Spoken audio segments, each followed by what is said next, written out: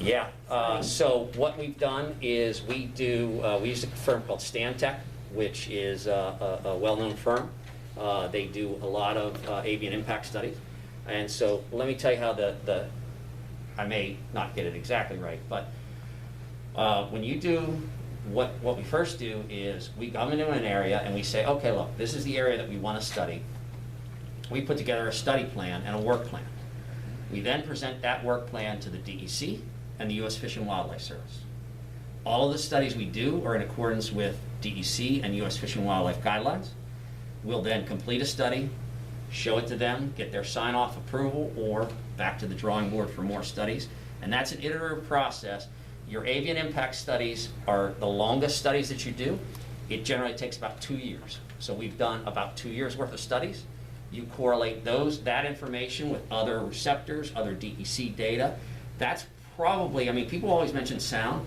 I would say that the avian impact is probably the lengthiest study and probably includes the most consultation because you're dealing with U.S. Fish and Wildlife as well as the New York State DEC. Question Yep. for Aaron.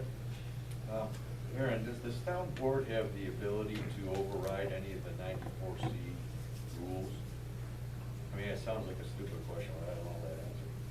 No, the town, What, is your question whether the town can set limits for projects that are Yeah, so. more restrictive than 94C general regs? Yeah. Yeah, they can, but there are some things inside 94C that allow the process to be overridden if the language is something like unduly restrictive, something along those lines. All right, so let me give you an example I'm thinking of. Their current wind law says that they can run up to 50 decibels, and 94C says the same thing. And the town board. But 94C doesn't say that. 94. Well, see, I don't know, so I've. 94C is 45 dBA at a residence at a non-participating. Okay. All right, let's do 45 then. 45 dBA. Can the town board say, no, we're not gonna do that in our town, it's 40 or not? Yeah. They can. They can, okay. But will it be enforceable? Or will they just say, man, that's unduly restrictive? I don't know, there's zero case law on it, so. Exactly. I have.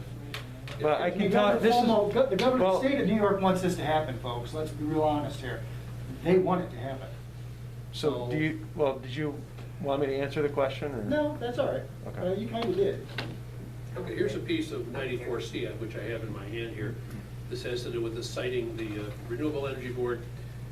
In making this determination, which is to allow the permit, the certificate and so on, in making this determination, the office may elect not to apply in whole or in part any local law or ordinance which would otherwise be applicable if it makes a finding that, as applied to the proposed major renewable energy facility, is unreasonably burdensome in the view of the CLCPA target and environmental benefits proposed in the study. So there's, no matter what we do, if they see it's unreasonable burdensome, or if Mr. Sheen and his company goes to the Office of Renewable Energy Siting and says, we believe these are unreasonably burdensome, then that office will make a determination. So right there, they can really override anything we put in print. So why would we even consider it? Yeah. If you're not gonna long run have a say, I mean, it may not affect me, this doesn't affect us right now, but that doesn't mean the next one that comes in isn't going to affect us. But they just have to get enough landowners to agree. And then the rest of us are SOL. Is there any is there an official proposal or anything on the length, the duration these things are gonna be around, or is it bonded when these things are taken down? Is that on record anywhere? Yeah, well, let me handle two things. One that was not asked nor mentioned, but I think it's important to know, and the second one I'll answer your question. The first thing is in terms of if we receive a permit and if a project gets built. You must understand that there's a complaint resolution plan that is put in place by the state. So if you are a resident and you say, look, I'm getting too much shadow flicker, I'm getting too much sound at my home, I want this to be investigated, there's a thorough complaint resolution program. You make a complaint, a copy goes to the the town board, a copy comes to us. There's a very, and Aaron can speak to it more, there's a very detailed set of steps that the wind company must go through to study the sound over a certain amount of period. They need to present that sound study, or whatever the case may be, to the state. It doesn't go to the town board, it goes to the state, and the state will make a determination whether or not it is actually in compliance. There will be an opportunity for the town, if they disagree with that, to, again, hire a consultant and dispute the findings that the state did. So that's part one. Part two is there will be a decommissioning fund. That decommissioning fund will be put in place from day one. It will be an amount sufficient to remove the turbines if they become inoperable, what have you. That's not held by the development company. It's held in escrow from the state. We were working on the details of whether or not there will be a recertification, if you will, so what you do is you hire a third-party engineer, and they say, okay, to take these 27 turbines down, it costs $50. Revisit it in 5 years, to take these 27 turbines down, it's gonna cost you $60. The bond must be up. We're working on the details. Aaron was questioning whether it should be every 3 years, every 5 years, something like that. But there absolutely will be a decommissioning bond in place to remove the turbines down to 3 feet below grade. Yes. Once they decommission them, is it recyclable, or what do they do with them? Do they go in the landfill? The blades right now are not recyclable. There are people working on different uses for it. The rest of it is scrap metal and can be, a good portion of it can be reused, yes. But no, the blades absolutely not right now. So they're just landfilled? Pretty much, yep. Like a lot of things that we do, unfortunately. So. Is there any formal proposal in place as far as the duration that we're gonna be dealing with these and everything else? Well, the general life of these, the pilot agreements, the host community agreements generally last 20 years.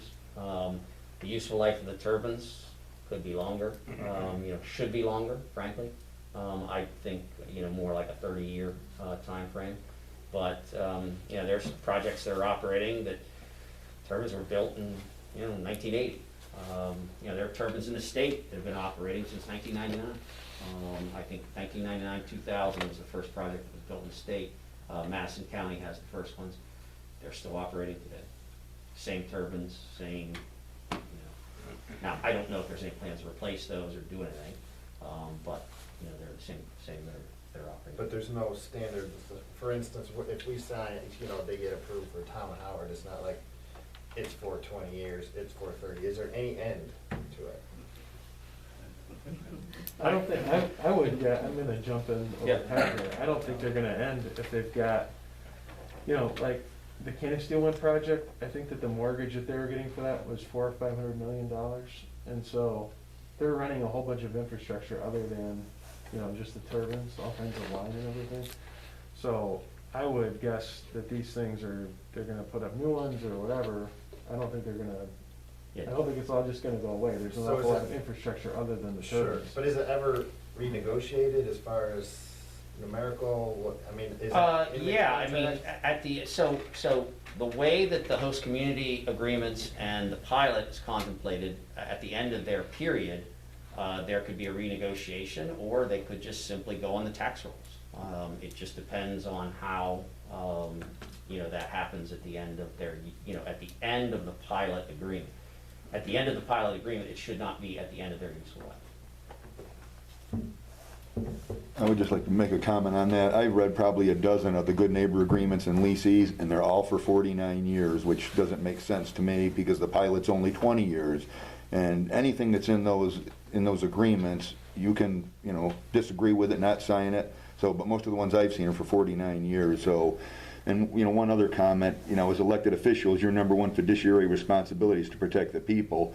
So you should be making the laws as strict as you can. Now, going back to the 94C, it's my understanding that the lawyers were lining up across New York State to possibly file lawsuits on home rule. That's why they put language in there that basically says as long as it's within reason. Well, what's within reason.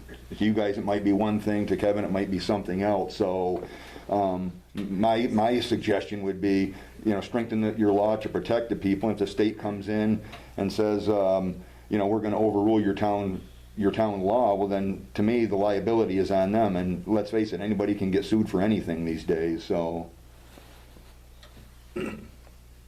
So whether this proceeds forward, does it essentially just come back to a board vote? Is that kind of where this is at? So how many people on the board, am I allowed to ask this, how many people on the board directly benefit from the current windmills that they would be putting in this proposal financially? We all should be. because No, but this- I'm saying directly. Other than lowering somebody's taxes. Yes, like they're going on your property, you're getting money for them. Not on mine, For previous windmills. not on mine. When I just asked for moving forward, I would definitely say very strongly that if you're financially getting something from that, other than what the whole community is getting, your vote should not be counted. Agreed. That's not ethical. And it never has been. Well, that's what I'm asking.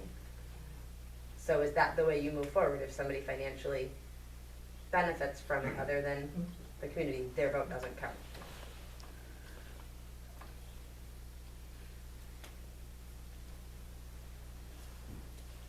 I just have a quick question because it's a personal issue for me about, you were discussing the possibility of broadband.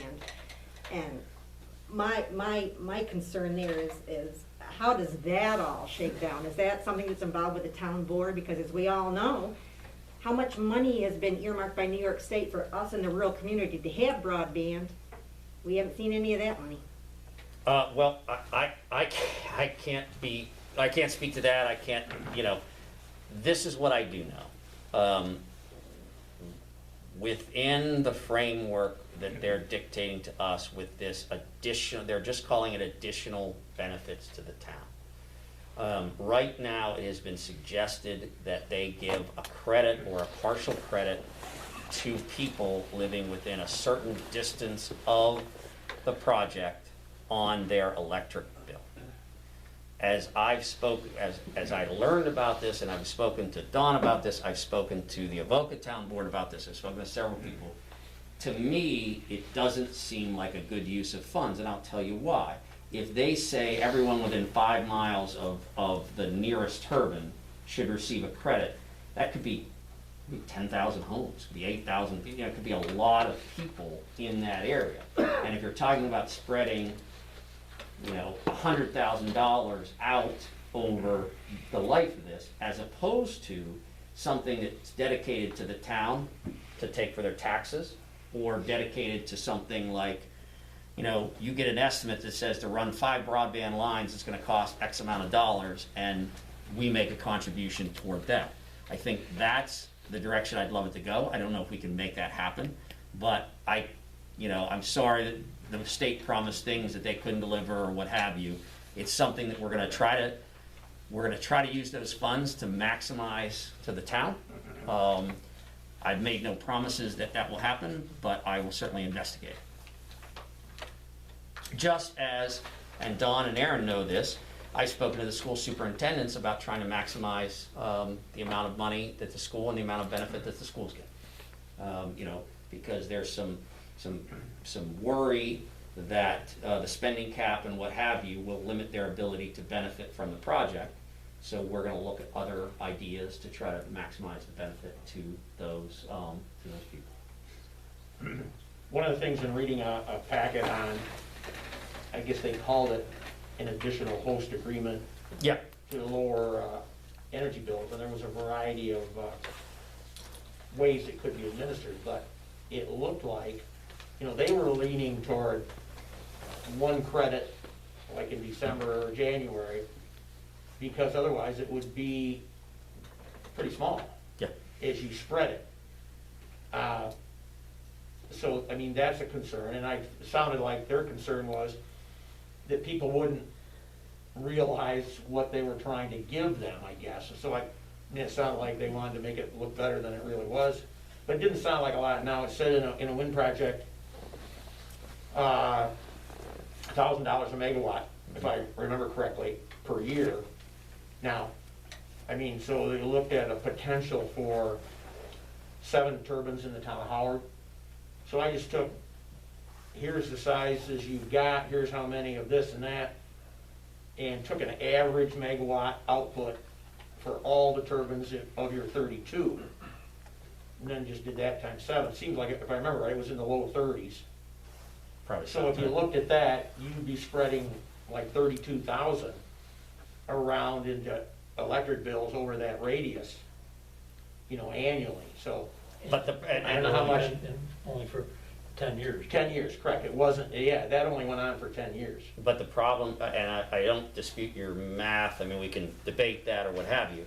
The issue becomes if they say, okay, since they're in the town of Howard, that should stay in this town of Howard. But if they say anyone within X Right, number of correct. miles, that could mean town of Fremont, that could mean town of Cohocton. That could, all I'm saying is, I think a better way to maximize the value would be to either keep it with the towns or keep it in some sort of tangible infrastructure that benefits the residents of the town.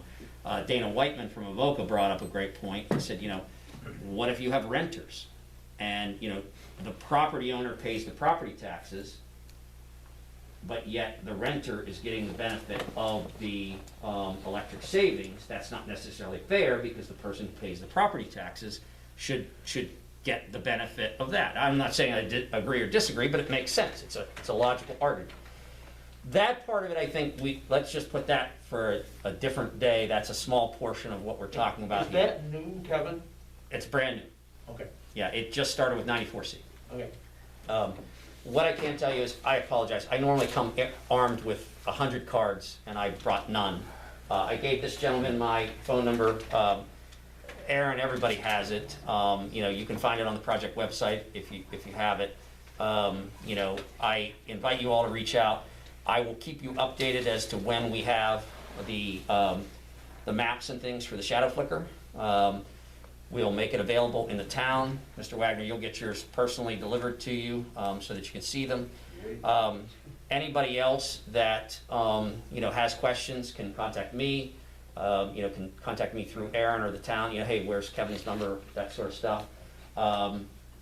Look, I've been doing this a long time. I'm not stupid. There are people that have major concerns and major fears, and they should all be addressed. And you should all be free to address those directly to me or one of my consultants if I can't answer the questions. I think that by and large this project that has been operating as a pretty good neighbor. I think by and large projects that operate in the state by and large operate with as a pretty good neighbor.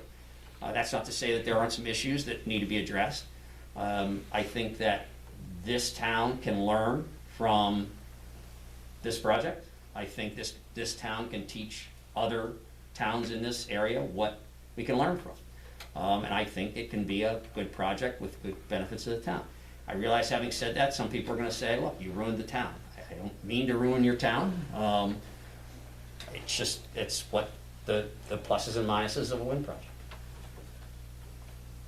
So I have another question. The young lady across from me here asked a question earlier, and I don't think I heard the answer. She asked something similar to, is this project going to be voted on by the board solely? Or Not at all. how does it work? Not at all. How does it work? The town board does not. The town board can vote on the laws that govern it, but the town board will not have a yay or nay say in the project. Who does? The Office of Renewable Energy Siting. And the landowners. And the landowner. And the landowner. Well, of course, I mean, if the landowners, in order for us to put infrastructure on somebody's land, we must have an agreement. So non-participating landowners have no say? Well, the Office of Renewable Energy Siting will have a process for people all to have input.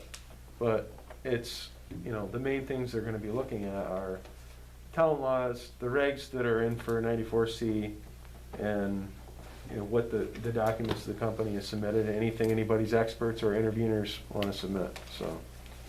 Well, thanks for that information. That takes a lot of pressure off of it. It's seeming like it's coming down to, you know what I mean, your decision whether it's happening or not. The pressure just falls on you to. So for the other projects, the planning board went over all the stuff through seeker, They addressed every issue that was there.